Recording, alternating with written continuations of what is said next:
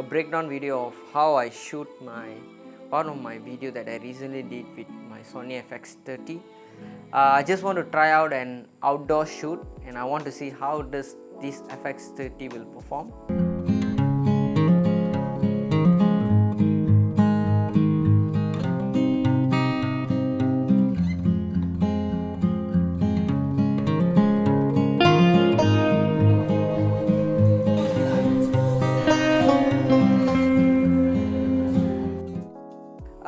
That's my very first day out with Sony FX30. Just want to try out how it perform and all, and I think the result was amazing. I didn't expect that it will turn out that well.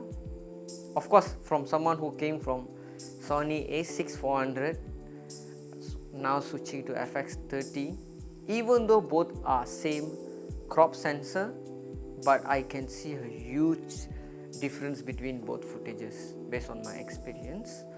So today I'm going to do a breakdown of how I shoot that video as well. Equipments that I use, the gear I use for this particular shoot is basically, of course, Sony FX30 and also Sony Kit lens 60 to 50 mm and also one ND filter, and that's it. Yeah, and I just went out to shoot. Because it's outdoor, I didn't have much gear with me, so I just went out to try out how it can actually perform to its best. So I did this shoot around 12 PM to 1 PM under a hot sun, and of course the setting that I use is flexible ISO, but I keep my ISO level either 800 to 2005 since it's the best mid-range according to the Cine EI, so I just try to keep that range between these both. So during the outdoor I just keep it at 800 ISO, and then I use my ND filter to play around the exposure, the brightness. Of course I use S-Log3 profile and I just shoot, and I keep my exposure a bit overexposed it, as you know how the S-Log works. So I keep it around 1.7 to 1.5 the exposure meter, and I just keep on shooting, and that's the setting I use. And of course another very important thing that I actually use is the SD card that I actually use is SanDisk Extreme Pro V30. Yeah, I actually use V30, not even V60. So I use V30, and of course the file size is huge because we are using S-Log, and of course I shoot on 4K 25 frame per second, and I also shoot 60 frame per second later on.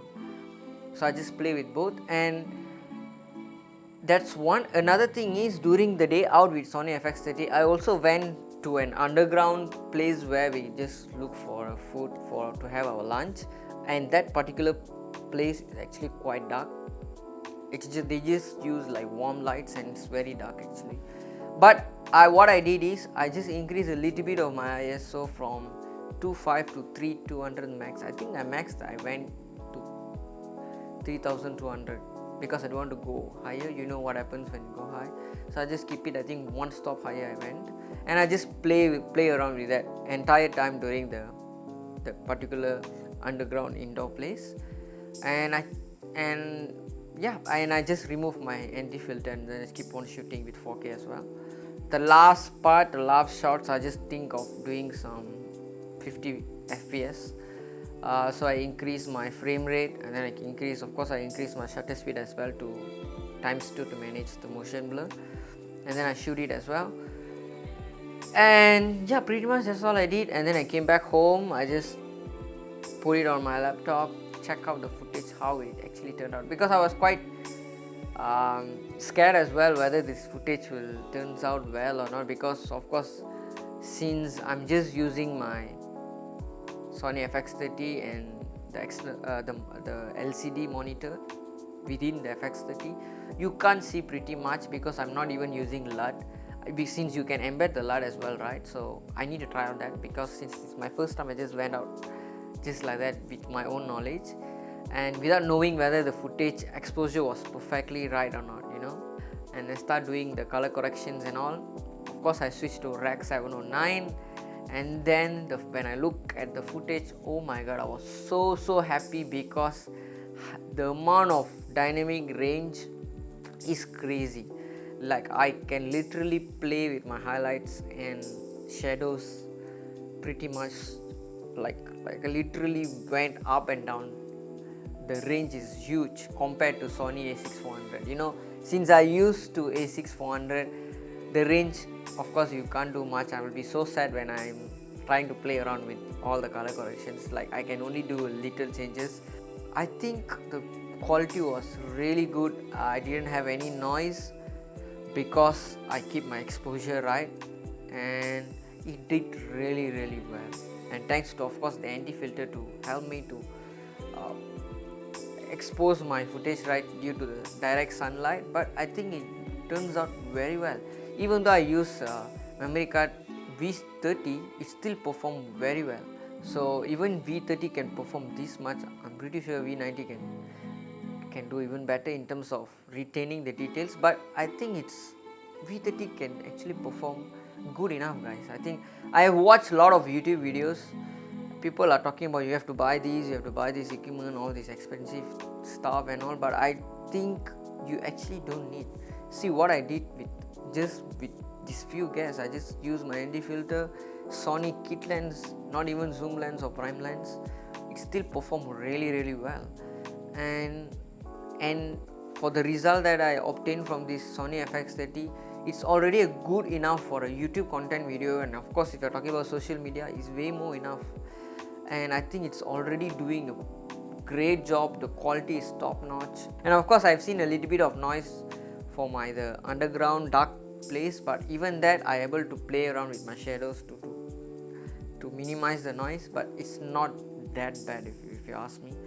And of course, if you also notice, if you watch back my video, the focus change from one subject to another subject, it's pretty smooth as well. As you guys know, FX30 has the focus breathing, but even my focus breathing, I keep it to standard. I didn't even change any setting, but I love the way the focus change was. It was so smooth, and it really did a great job, guys. I was so happy when I look back at my footage. It really satisfied me. Even I used LUTs, it didn't break my footage. The quality didn't break.